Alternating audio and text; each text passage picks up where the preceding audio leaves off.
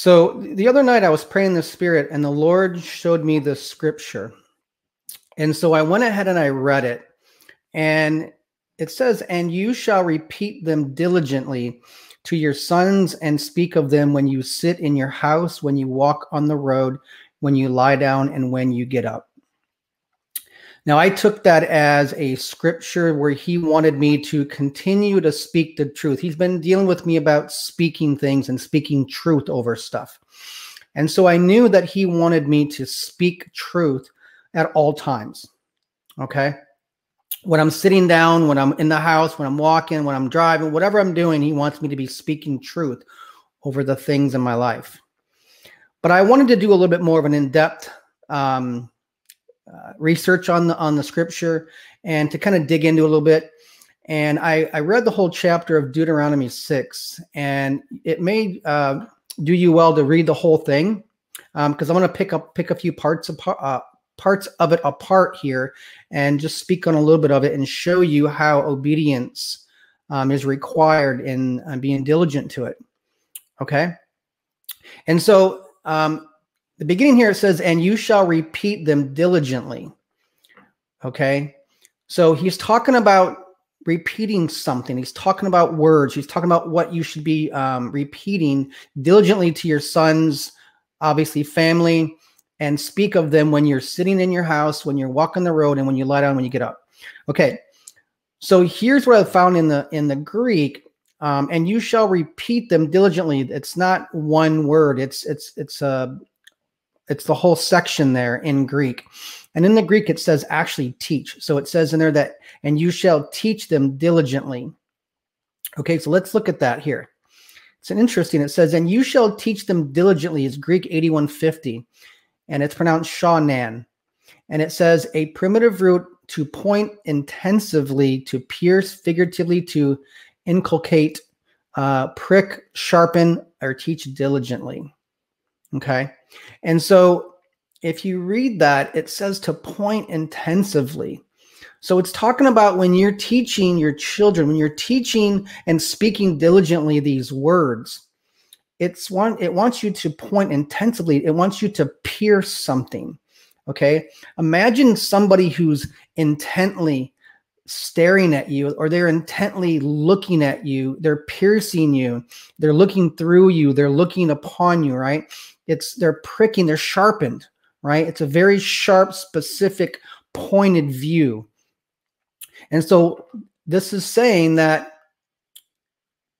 when you teach them or repeat them diligently, okay, it wants you to be very precise and pierce and be sharpened, okay, while you're saying it. Now let's move on to the next scripture that I have here. And this is talking about what it is that you are actually going to be speaking, okay, and how. And it says here, "And you shall love the Lord your God with all your heart and with all your soul and with all your strength. These words which I am commanding you today shall be on your heart." So this is what he's talking about, that you are supposed to diligently repeat or diligently teach.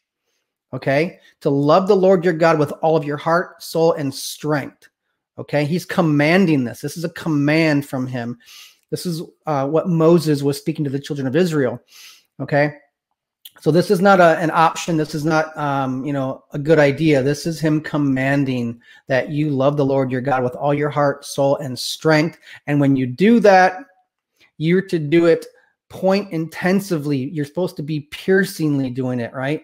You're supposed to be sharpened when you do it, okay? Now, if you look at it here, I wrote down that you love the Lord your God with your spirit, soul, and body, okay? So that's everything. That's your spirit, your emotions, your mind, your physical body. That's all of you. So he wants you to love the Lord your God with your spirit, soul, and body, which is everything that you have. Now, it would be enough to say to love the Lord your God with all your heart. But they go further and say with your mind, your spirit, and your physical body. Okay? Now, here in Deuteronomy 5:33, it says, You shall walk entirely in the way which the Lord your God has commanded you. And why? Why do we need to walk entirely in the way in which the Lord our God has commanded us? Why do we want to love him with all of our heart, soul, and spirit, and mind and body? Why does verse 6-7 say to repeat it? Repeat it when you're sitting in your house, when you're walking down the road. Remember, they didn't have cars back then, so they walked everywhere. So this was pretty much their whole life. And it says when you lie down. So when you're lying on your bed and you're going to sleep, he wants you to be repeating this and thinking about it until you fall asleep. And then when you wake up, then you do it again. So the only time that you're not supposed to be loving the Lord your God is when you're actually asleep. Okay. And any other time you should be doing it diligently. Okay. And the reason that you do it diligently with obedience, okay, is because it says here that you shall walk entirely in the way which the Lord your God has commanded you, so that you may live and that it may be well for you, and that you may prolong your days in the land which you will possess. So he's telling us here that we have to maintain this. Okay, we have to walk entirely in the way in which the Lord has commanded us, because it's going to be well with us we will be prolonged in the land in which we're going to possess. Okay, so he's trying to show us here that we're going to do something before we possess the land in order to maintain that land once we get into it. Okay, and so let's look at the next scripture here. 6:3, it says, now Israel, you shall listen and be careful to do them, so that it may go well for you, that you may increase greatly, just as the Lord, the God of your fathers, had promised you, in a land flowing with milk and honey. So this is similar to 5:33, where it's saying that the reason that you want to do this is so that you will that you may live in the land, and it will be well for you, that you may prolong the days in the land in which you possess. Okay, but here in 6:3, it says that you're going to increase greatly, and that just as the Lord the God of your fathers had promised you, in a land flowing with milk and honey. So the land is flowing with milk and honey. It is flowing.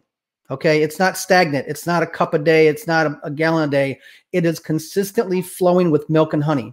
Okay, this is a rich land. Okay, and he's promised it to you. So you have to be diligently obedient to love the Lord your God with all your heart and all your soul and all of your body, okay, to maintain this land, to stay in the land. Now remember, this is the old covenant, okay? So they had to walk in obedience, okay, according to the law, right? So here he's saying that in order for you to have the land that you've been promised, you're going to have to do something before and after, because this land is rich, okay? Now, not only that, but the interesting thing is in verse 19, he actually says the way that you're actually going to possess the land. It's not even by your own effort. 6:19 says that by driving out all your enemies from you, as the Lord has spoken. So he's not only going to give you the land, but he's going to drive out your enemies before you get there. He's going to drive them all out. You're not even going to have to do anything. As long as you maintain your focus on God, and that you worship him, and that you maintain that love on him, then you're going to be able to possess the land. You're going to maintain the land, and you're also going to have him drive out all your enemies out of that land for you. Okay? So here I have written, in order to take possession of your promised land and stay in it, you'll need to maintain your focus on God. Okay? So when you maintain your focus on him, you're not focused on anything else. You're diligently obedient to the word that's been spoken over you, and that you are going to walk in that land and possess it and maintain it because you're obedient. Okay. And the reason that he's saying here, let's look back at the scripture in 6:7. The reason that he says that he wants you to speak of them when you sit in your house, when you walk on the road, when you lie down, when you get up, he wants you to repeat that diligently. He wants you to teach that to your children diligently, okay?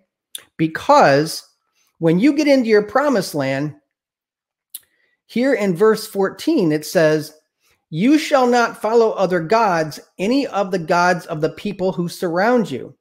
Now, here's what's interesting. Excuse me. It says that you shall not follow other gods, right? Now, it says here that any of the gods of the people who surround you, so you're going to have people that are going to be surrounding you, people that are going to be living next to you and around you that are going to be serving other gods. They're going to serve Baal. They're going to serve money. They're going to serve entertainment. They're going to serve things in their life that are not going to be our God that we serve. They're going to be other gods. They're going to follow other things, right? And if you're not diligent to be taught these things, to love the Lord your God with all your heart, with all your mind and all your body, before you get into your promised land, you could be persuaded to follow other gods, like your neighbors, like those who are surrounding you. Okay? Now, it's very important that you understand that, because just because you get into the promised land, the persecutions and all of the other things that come into your life that are going to try to persuade you to fall away are not going to just disappear. In fact, it may increase. So you have to maintain that focus.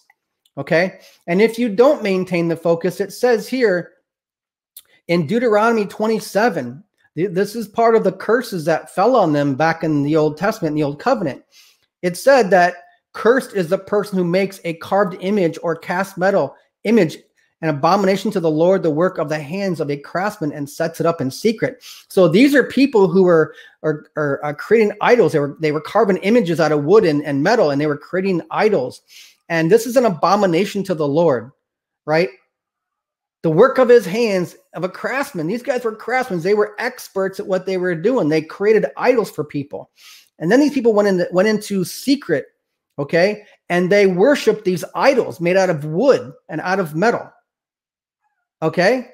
And so if you're not careful, you're going to be serving other gods. Now, it may not be a carved image or a metal image, but that metal image could be your television set, right? It could be other things in your life that are made out of things that are wood and metal, but it may not be, you know, like what we used to see in the Old Testament, where you had the actual, you know, the person's head or the images or the totem poles or whatever you have.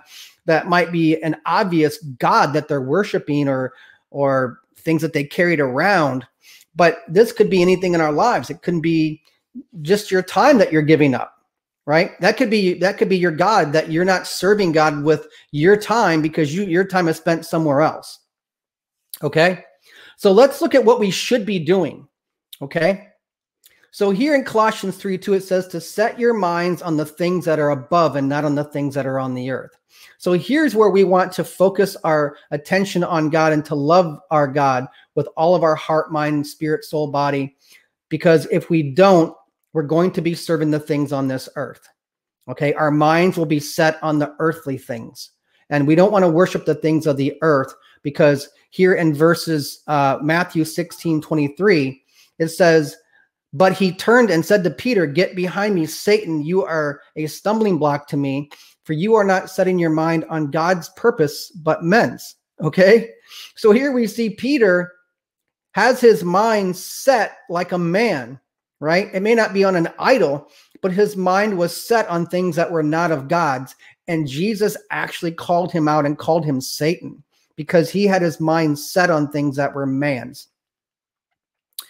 So I wanted to recap real quick and take a look at this, because it's very important that you love the Lord your God with all your heart, with all your mind, and with all your spirit and body and soul. When you get up, when you go to bed, right? When you're at work, when you're in the car, to think on these things at all times, right? And do it diligently.